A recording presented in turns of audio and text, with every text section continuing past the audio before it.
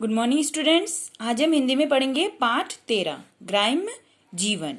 और इस पाठ के रचयिता कौन है? मैथिली शरण गुप्त।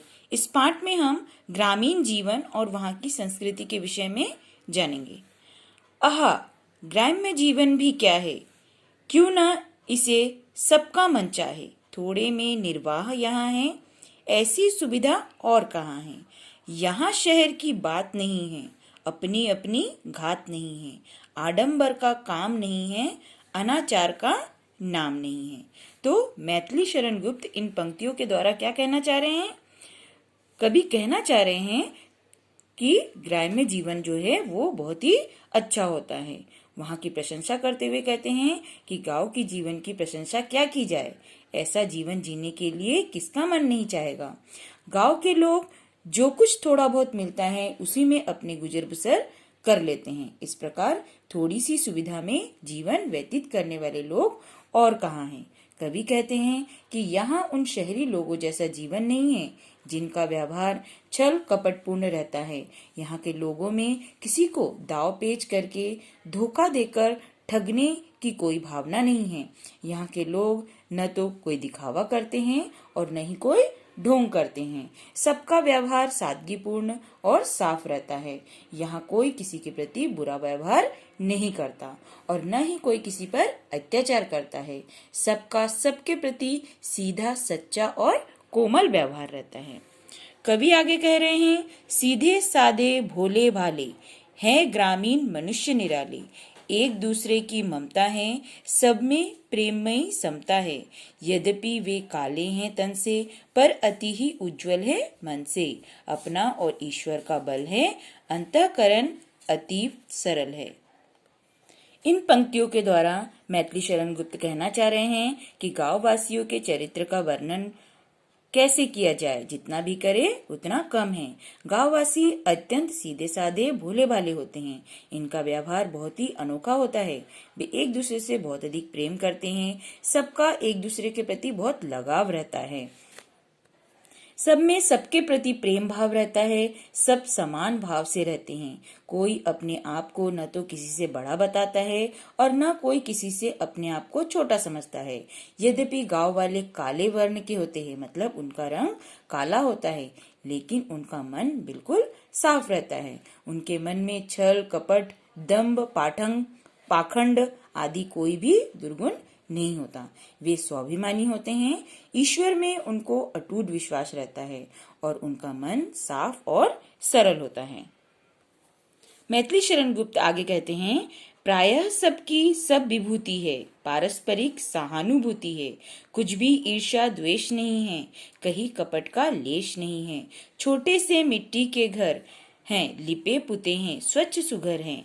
गोपद चिन्हित आंगन तट है, रखे एक और जल घट है। तो कवि कहते हैं गांव में प्राय सभी लोगों के पास अपने जीवन निर्वाह के सभी साधन हैं। आर्थिक दृष्टि से कोई किसी भी प्रकार से किसी पर आश्रित नहीं है। फिर भी एक दूसरे के प्रति सबके मन में प्रेम भावना है, सहानुभूति है। इसका अर्थ है कि अगर कोई आर्थिक दृष्टि से कमजोर है तो दूसरे लोग उसकी सहायता करने के लिए तत्पर रहते हैं, तैयार रहते हैं।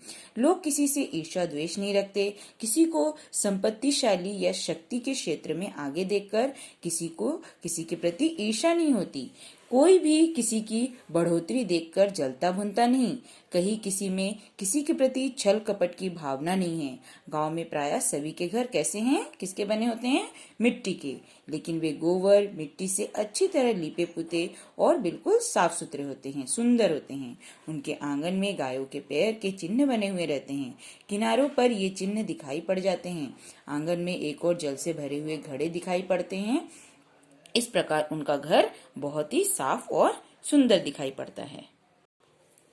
खपरेलों पर बेले छाई, फूली फली हरी मन भाई। काशी फल कुष्मांड कही है, कहीं लोकिया लटक रही है जैसा गुण यहाँ हवा में, प्राप्त नहीं डॉक्टरी दवा में। संध्या समय गांव के बाहर होता नंदन विपिन निछावर।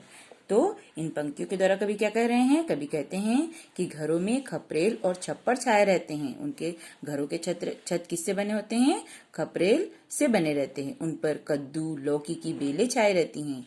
लोग लौकी, कद्दू, तुरई, सेम आदि सब्जियों को अपने घरों में बोते हैं और वही साग सब्जी उपयोग में लाते हैं। कहीं कद्दू और सफेद कद्दू भी दिखाई देते हैं, कहीं लौकी लटकती दिखाई देती है।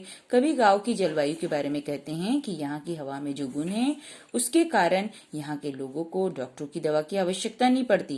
कहने का तात्पर्य है कि गांव की जलवायु ऐसी स्वास्थ्यवर्धक होती है कि लोग कभी बीमार नहीं पड़ते, उन्हें कभी भी डॉक्टरों की इलाज कराने की आवश्यकता नहीं पड़ती। प्रायः लोग संध्या के समय गांव के बाहर किसी मंदिर के सामने या तालाब के सामने बनाए गए बगीचे में बैठकर बतियाते हैं। यह बगीचा ऐसा सुंदर लगता है मानो वह स्वर्ग का नंदन कानन हो।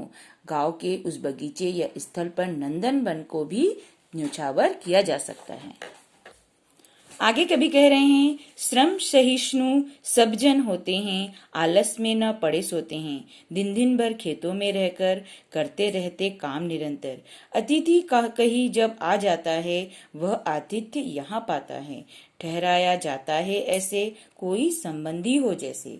तो कभी कह रहे हैं कि गांव वासियों की श्रमशीलता और अतिथि प्रेम का वर्णन इस पंक्तियों के माध्यम से वो करते हुए कहते हैं कि गांव के लोग सब लोगों की बहुत ही श्रमशील होते हैं, वे डटकर परिश्रम करते हैं और उनमें किसी प्रकार का आलस नहीं होता। कोई भी दिन में सोता हुआ नहीं दिखाई पड़ता। सब दिन भर खेतों में रहकर काम में जुटे रहते हैं। वे दिन भर काम में लगे रहते हैं और अगर उनके घर कोई मेहमान आ जाता है तो वह भरी पूरी मेहमान नवाजी पाता है।